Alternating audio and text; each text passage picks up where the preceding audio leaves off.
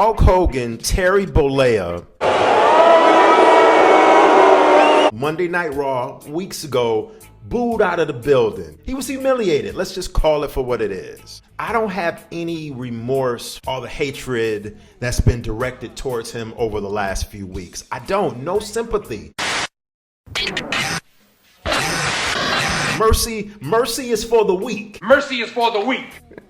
The famous words from Sensei John Kreese.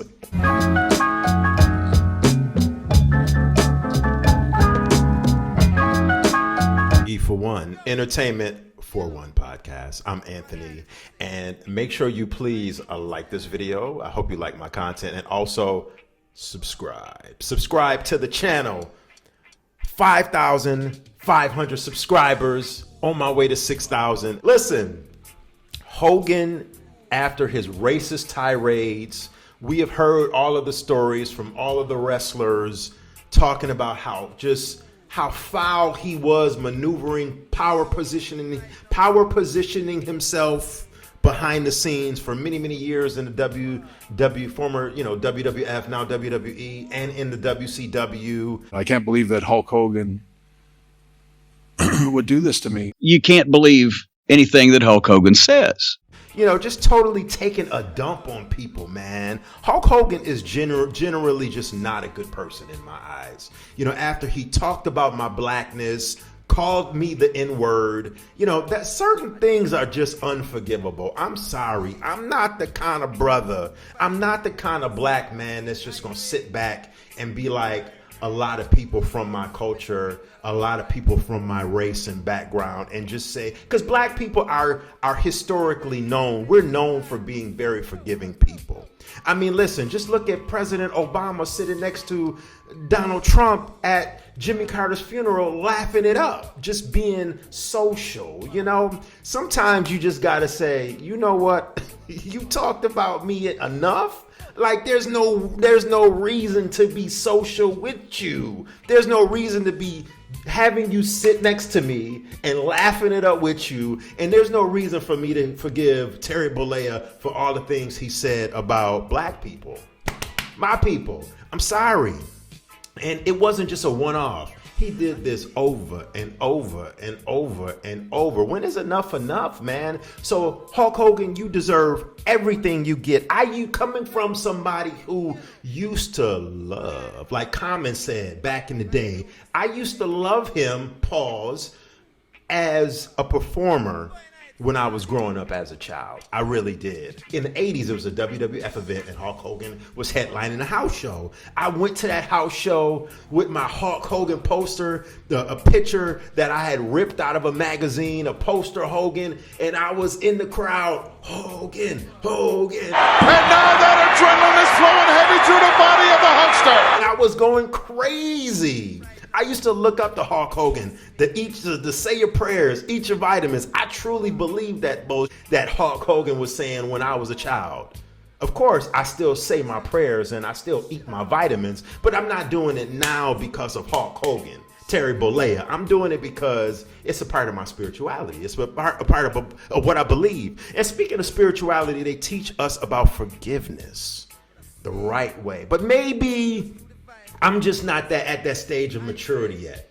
Maybe I'm just not at that stage of spiritual maturity to where I can forgive Hulk Hogan for degrading black people and just making us look like a bunch of idiots. Hulk Hogan still continues to do it in 2025. It's crazy. A recent influencer was brought to a promotional event for his beer. What is it called? Real American Beer, Great American Beer, some bullshit like that. And he had some influencers there, models, and a lot of the models were of Caucasian persuasion. Nothing wrong with that. But one of the models at a recent promotional event a couple of months ago was black. And Hulk Hogan's team basically said, we don't want her as a promotional influencer or pushing our product or out here in the promotional stills and then the promotional pictures. Why? Because she was black. And that's not going to appeal to the audience that great American, make America great again, MAGA audience that Hogan are promoting. They want a different persuasion. You know, they didn't want the black, beautiful, she was a very beautiful woman, influencer. And I don't have a problem with that. Do what you do, but don't make us look like a bunch of fools. Have that woman there and then tell her, nah, get out of here. We don't want you because you're not catering to the demographic. I'm very hardcore against that. So Terry Bollea, you got and you get what you deserving. It's coming to you, bro. You talk about you want to body slam Kamala Harris and all of that. You know, it's not even to do with what party you with. It's just disrespecting women. You know, Hogan says he's been a couple years ago, 2 years ago, I'm baptized, I'm a Christian and all of this, but you're still exhibiting traits of someone who's a bigot. And I can't get with that. So Hogan, no sympathy for the booze. None of that. I used to really like that Hollywood Hogan character. Make sure you tune into part 2 of this vid, because I'm going to play devil's advocate. Instead of bashing Hogan and basically telling you how I really feel about this guy, I'm actually going to tell you, speaking of Hollywood Hogan, great segue. Make sure you watch part 2 of this.